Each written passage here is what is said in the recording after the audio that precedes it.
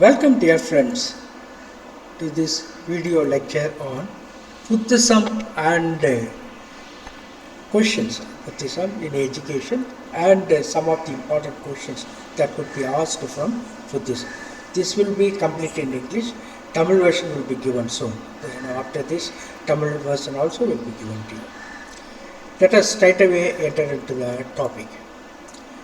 Dear friends, Buddhism emerged as a response to the shortcomings of Brahmanism. In the 6th century BC, India experienced a significant religious transformation, religious change. Ancient social and moral values were distorted by rigid caste distinctions, which led to the exclusion of lower caste from religious teachings and education. Buddhism's influence on India's social and cultural history has been profound, very deep. Starting as a monastic movement in the 19th century BC, it soon became a powerful force shaping almost every aspect of Indian tradition. Though it developed as part of Hinduism, its values and way of life were influenced by Brahmanism. Buddhism's social and educational systems aimed to spread its truths and ideals. Monasteries became the centers of education, which is an essential characteristic of Buddhist learning. Buddhist education was based on the teachings of Gautama Buddha. What is the life history of Gautama Buddha? Gautama Buddha was born in a royal family in Lumbini, a small village near Kapilavastu, in the 6th century before Christ. His parents were King Suddhodana and Queen Mayadevi. His aunt Prajapati Gautami, that is her father's sister, and his own sister Mahamaya were also part of his family. At birth, it was foretold that Siddhartha, his original name, would become a great teacher and a guiding light of the world. He later married his cousin Yasodhara and they had a child. His father tried to shield him from the suffering in the world, but Siddhartha eventually came to realize that suffering, old age, disease and death are inevitable parts of life, that is, inescapable parts of life. This realization marked a turning point in his life, and at the age of 29, he left his home, wife and child to become a wandering ascetic. After 6 years of meditation, fasting and wandering, Siddhartha attained enlightenment, nirvana in other words, and became known as Buddha. His teachings laid the foundation for both Buddhist religion and philosophy. Buddhism is based on the four noble truths. First one, life involves suffering. There is certainly suffering in life. Life involves suffering. That is the first noble truth. The second one will be the cause of suffering is desire. In other words, craving and attachment. So the second noble truth is there is the cause of suffering, that is craving and attachment. The cause of suffering is craving and attachment. In other words, strong desire in life. Third one, nirvana is the escape from suffering. Nirvana means enlightenment. Enlightenment, understanding fully with the inner light. That is called nirvana or enlightenment. Nirvana is the escape from suffering. That is the third noble truth. Fourth one, this enlightenment, namely nirvana, can be attained through the eightfold path. Of course, we are going to discuss about the eightfold path also. Right. So there are four noble truths. First of all, please, a lot of questions are being asked from this area. The first noble truth, four noble truths of course. The first noble truth is life involves suffering. There is suffering in life, in other words. The second noble truth is the cause of suffering is craving and attachment, that is strong desire. Third truth is nirvana or enlightenment is the escape from suffering. And nirvana, that is enlightenment, can be attained through eightfold path. That is the fourth noble truth. Once and for all, let us keep this in mind. Now, what do you mean by the eightfold path? This eightfold path includes right belief, right aspiration, right speech, right contact, right livelihood, right endeavor, effort, right memory, and right meditation. Once again I repeat, we have to keep this in mind. We have to put this into our memory also. The eightfold path includes a right belief, right aspiration, right speech, right contact, right livelihood, right endeavor, right memory, and right meditation. During this time, Buddhism became India's national religion and brought about a period of Indian nationalism. Buddha's essential teachings are found in the three sacred texts known as the Pitakas or baskets. That is the meaning of Pitakas. So there are three baskets, namely Sutta, Vinaya, and Abhidhamma. Yes, so the Buddha's essential teachings are found in the three sacred baskets, namely the Sutta, Vinaya, and Abhidhamma. What are the main features of the Buddhist education system? The primary goal of education was to spread the Buddhist teachings and help individuals achieve nirvana, salvation. In other words, enlightenment. Education was provided in monasteries, viharas, and temples with the monks overseeing its management. Educational opportunities were available to all people, and society's attitude towards education was open and positive. Rituals marked the beginning and end of a student's education, emphasizing their importance. Teacher-student relationships were close and respectful, with mutual care and affection. Education was deeply intertwined with religion, and students studied Buddhist literature. The language of instruction was Pali, the common language of the people, certainly not Sanskrit. Many of us normally used to think that the language of instruction during Buddhism, Buddhist period is Sanskrit. It is not true. Not Hindi, not Sanskrit. There is a language called Pali. That is what common people spoke. Students also learned practical skills like spinning, weaving, music, and medicine. Higher education flourished during this time, with the universities like Taxila and Nalanda becoming renowned centers of learning. Women's education was mostly restricted to the upper classes. That also has to be kept in mind. All the women were not admitted for education. Rather, women's education was only for influential women in the upper classes. That is what done during Buddhism period. Now, what are the aims of education? Initially, education was available only to those who wished to become monks. However, it soon became evident that educating the general population was necessary to popularize Buddhism. The ultimate goal of education was to free the soul from life's suffering and achieve nirvana. The main aims of Buddhist education were the development of personality, character formation, religious instruction, and preparation for life. So it talks about the development of personality also. Buddhist education aimed to develop the child's overall personality, all-round development of the personality of children, including the physical, mental, moral, and intellectual aspects. Teachers instructed students both individually and collectively, providing them with ample opportunities to grow and improve. This approach helped students gain knowledge through interaction. It aimed at Character formation also, Buddhism. Character building was a significant focus of Buddhist education. Students led disciplined, celibate lives with simple meals and an emphasis on purifying the soul.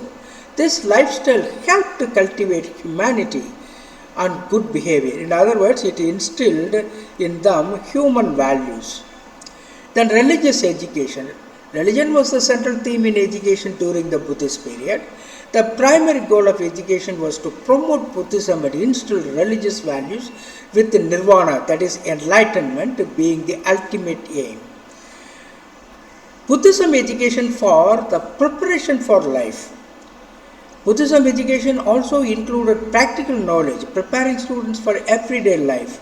Alongside religious teaching, students learned skills like spinning, weaving, agriculture and music. Attention was also given to military training and women's education. And how the students were admitted to monasteries, Buddhist monasteries. Monasteries were the primary centers of learning during the Buddhist period. Students had to be admitted to a monastery to receive education. The process of pabaja, renouncing the household life, involved leaving one's own family and joining a monastery to become a monk. This process began at the age of 8, and after 12 years of training, students could take part in the Upasampada ceremony to become full members of the monastic community. What is the system of pabaja? That is the initiation into the religious life. At the age of 8, the children left their families to join the Sangha or monastic community by their own choice. Dressed in yellow robes, they would present themselves to the head monk and ask for admission. They recited 3 vows of refuge, seeking the protection of Buddha, Dharma and the Sangha. Upon completing this ritual, they became novices known as Samar or Samnera. However, no one could join without their parents' consent. So, upon completing this ritual, immediately they are called Samas. Samas means students. That is the name, the specific name given in Buddhism period. Samar or Samnera, nothing but students. Now, what are the rules for students? Novice monks, that is after pabaja, they had to follow 10 precepts including non-violence, truthfulness and purity of character. They were forbidden from engaging in certain activities such as listening to music or handling money. Teachers took care of students until they reached the age of 20. When they become eligible for the Upasampada ceremony, and could only join the monastic community. This is nothing but, this Upasampada ceremony is nothing but it's a degree giving ceremony, convocation ceremony like what we have today. So more or less like that. Upasampada ceremony after the age 20. They become full-fledged gurus in the monasteries. The Upasampada ceremony, how it is done? At the age of 20, monks underwent the democratic Upasampada ceremony where they presented themselves to the monastic community for approval. As we do our doctorate, and we defend our thesis before 4 or 5 scholars and with other scholars in the room. So like more or less like that. So Upasampada ceremony, these students presented themselves to the monastic community for approval. After receiving the majority's consent, they became permanent members of the Sangha, fully renouncing worldly attachments, worldly desires. Curriculum. The curriculum was largely spiritual, focusing on attaining nirvana or enlightenment. Subjects included the teachings of Buddha along with the practical skills like spinning, weaving, writing and arithmetic. Higher education included philosophy, military training and Ayurveda. Students were free to choose their subjects. Then the education of monks. How the monks were educated. Education for monks began with the memorization of Buddhist text. They were trained through the question answer method and later prepared to teach and preach Buddhism. What are the methods of teaching? The teaching methods emphasized moral contact and discipline. Lessons were morally oral as there was a shortage of writing materials. Techniques of repetition, debate and discussions were common. Educational tours were also organized to give students a practical experience. Now, what is the medium of instruction during Buddhist education? Pali, the language of the people, was the medium of instruction. Sanskrit was not used and students were forbidden from studying esoteric subjects like mantras and tantras. What are the teacher qualifications and duties? Teachers were expected to be morally and mentally upright. Having spent at least 10 years as monks, they were responsible for their students' education, well-being and moral development. Teachers treated students like their own children, while students regarded teachers as their fathers. What is the daily routine of students in the monastery? Students were expected to serve their teachers with dedication. They would prepare meals, clean and follow the teacher's instructions. Their daily routine focused on learning and discipline. What would be the teacher-student relationship in Buddhist education? The relationship between teachers and students was based on mutual respect, affection and simplicity. Teachers served as role models for students and guided them with high ideals. Now let us talk about advantages and disadvantages of the Buddhist education system. What are the advantages? Buddhism education focused on religious, intellectual and moral development of the students. Broad and inclusive educational opportunities were given. There was an emphasis on practical knowledge, arts and vocational training.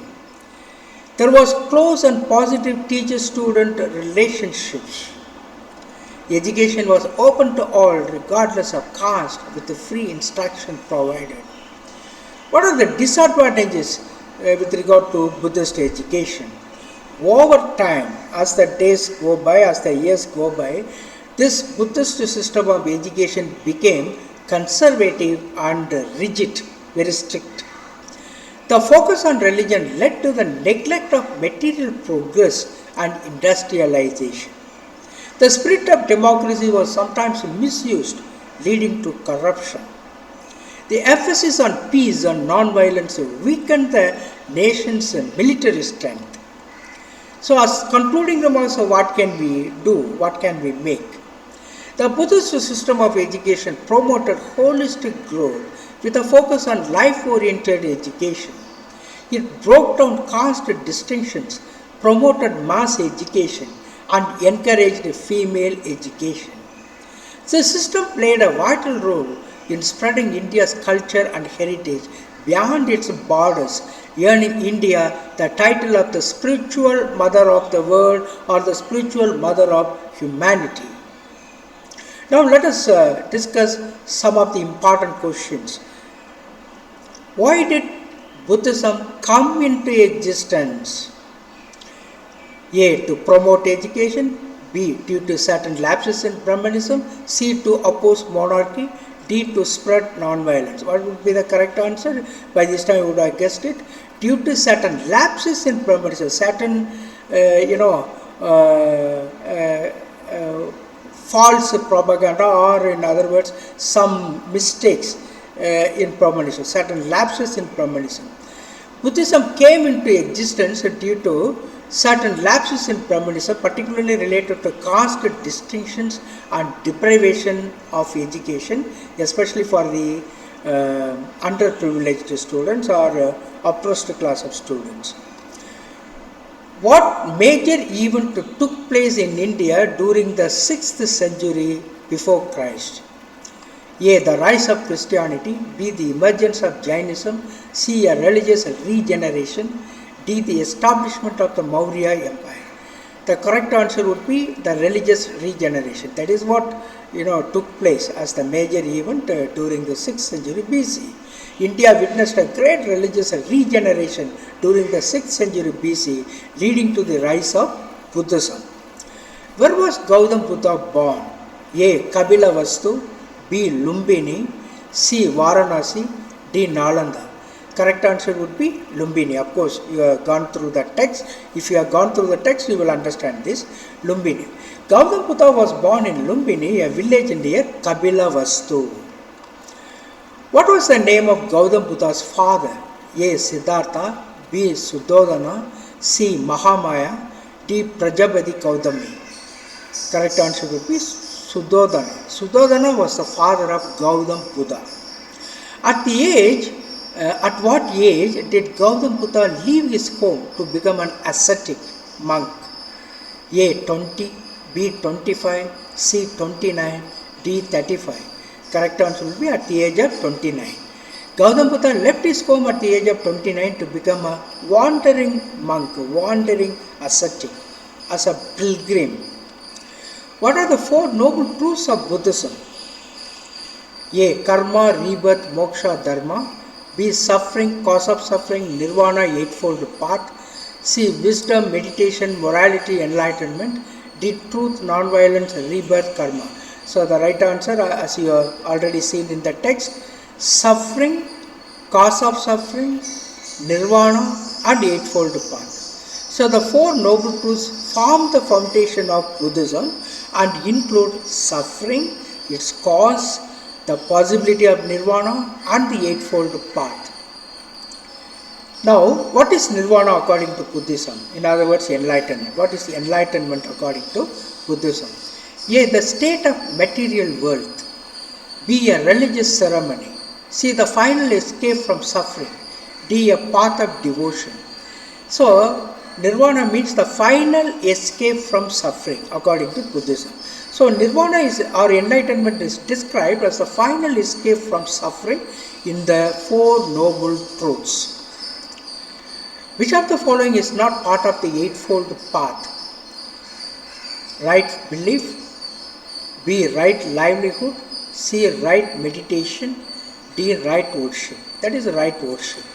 The Eightfold Path includes right belief, right livelihood and right meditation, certainly not right worship. That is why we have to memorize all these eight paths in Buddhism. Right. What was the main medium of instruction during the Buddhist period? A. Sanskrit, B. Pali, C. Hindi, D. Prakrit. That is the correct answer will be Pali, as we have already seen in the text. Pali was the medium of instruction as it was the common language of the people. Where were the main centers of higher learning during the Buddhist period? A. Varanasi and Mathura, B. Ujjain and Kashi, C. Taxila and Nalanda, D. Bodh Gaya and Sarnath. Correct answer will be Taxila and Nalanda. Taxila and Nalanda are mentioned as the primary centers of higher learning in the passage, in Buddhism. At what age could a boy undergo the Pabaja ceremony to join the sun? A. 8, B. 12, C. 15, D. 20. At the age of 8, of course, we have already seen the text, a boy could undergo the Pabaja ceremony and join the sun at the age of 8. What ceremony did a monk undergo at the age of 20? A. Pabaja, B. Upasambara, C.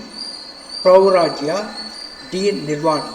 That is Upasambara. At the age of 20, it is a degree giving ceremony, convocation ceremony like. So the Upasambara ceremony marked the monk's permanent membership in the Sangha at the age of 20. Which of the following was not allowed to join the Sangha? A. Leprosy patients, B. Government servants, C. Soldiers, D. All of the above. All of the above is the right answer. Patients with the infectious diseases, government servants and soldiers were not allowed to join the Sangha. What was one of the main subjects in the curriculum during the Buddhist period? A. Astronomy, B. Politics, C. Dharma Shastras, D. Sanskrit grammar. That is Dharma Shastras. Dharma Shastras were among the main subjects taught during the Buddhist period as indicated in the passage. What method of teaching was emphasized in the Buddhist education system? A. Written exams. B. Meditation and oral discussion. C. Group projects. D. Debates only. Correct answer would be meditation and oral discussion. The Buddhist education system emphasized meditation and oral discussion. What was the attitude of Buddhist education towards women? A. Women were not allowed to study. B. Women's education was limited to higher classes only. C. Women received equal education opportunities. D. Women studied only religion. So, correct answer would be women's education was limited to higher classes only. Only the influential women were educated, in other words. The passage specifies that women's education was limited to higher classes during the Buddhist period. What was the chief aim of Buddhist education? A. Preparation for war. B. Development of artistic skills. C. Propagation of Buddhism and attainment of nirvana. D. Financial success. What was the chief aim of Buddhist education? That is propagation of Buddhism and attainment of nirvana or enlightenment. The main goal of Buddhist education was to spread the Buddhist teachings and help students achieve nirvana or enlightenment. What were Buddhist monasteries known as? A. Ashrams. B. Viharas. C. Gurukuls. D. Sanghas. Viharas. Monasteries during the Buddhist period were called viharas, where monks managed the education system. How long did it take a monk to become a full member of the Sangha? A. 5 years. B. 8 years. C. 10 years. D. 12 years. That is 12 years. From age 8 up to the age 20, so 12 years. It took 12 years of preparation for a monk to become a full member of the Sangha, with a Sangha. What teaching technique was commonly used in Buddhist education? A. Group discussions. B. Lecture followed by memorization. C. Practical workshops. D. Field trips. Correct answer would be lecture followed by memorization. Lectures followed by memorization were a common teaching method in Buddhist education. First, they have to memorize all the Buddhist text. Then lectures were given or explanations were given through lectures. So the lecture followed by memorization is the correct answer. That was the main technique used in teaching. What kind of training was provided in Buddhist education along with religious education? A. Military and industrial education. B. Political and social training. C. Physical fitness. D. None. The correct answer would be, of course, by this time you would have guessed it, military and industrial education. Military and industrial training were also part of Buddhist education as stated in the passage. What were the pitakas or baskets? A. Scriptures and military training. B. Buddhist sacred books. C. Philosophical commentaries. D. Ritualistic texts. Correct answer would be Buddhist sacred books. The Pitakas are the sacred Buddhist texts consisting of Sutta, Vinaya and Abhidhamma. What was the role of teachers in Buddhist education? A. Teach only religious doctrines. B. Fulfill students' physical and mental needs. C. Supervise agriculture. D. Train monks in warfare. Correct answer would be fulfill students' physical and mental needs. Teachers were responsible for both the physical and mental development of their students. What was the primary aim of education in Buddhist monasteries or viharas? A. Attaining wealth. B. Attaining nirvana. C. Preparing for social leadership. D. Gaining political power. Correct answer would be attaining nirvana or enlightenment. The ultimate goal of Buddhist education was to help individuals achieve nirvana. What was one of the key disadvantages of the Buddhist system of education? A. Over-reliance on religion. B. Focus on material wealth. C. Neglect of agricultural knowledge. D. Militaristic approach to education. So one of the key disadvantages of the Buddhist system of education is over-reliance on religion. One of the disadvantages is the over-reliance on religion, which hindered material progress. Dear friends, thank you very much. Some important questions we have discussed and more will be following later on in other videos. I will be giving many more question banks soon in the days to come. So kindly go through all these things. Kindly subscribe my video so that I am able to give more and more very relevant, useful and fruitful videos for you in education. Thanks a lot. God bless you abundantly.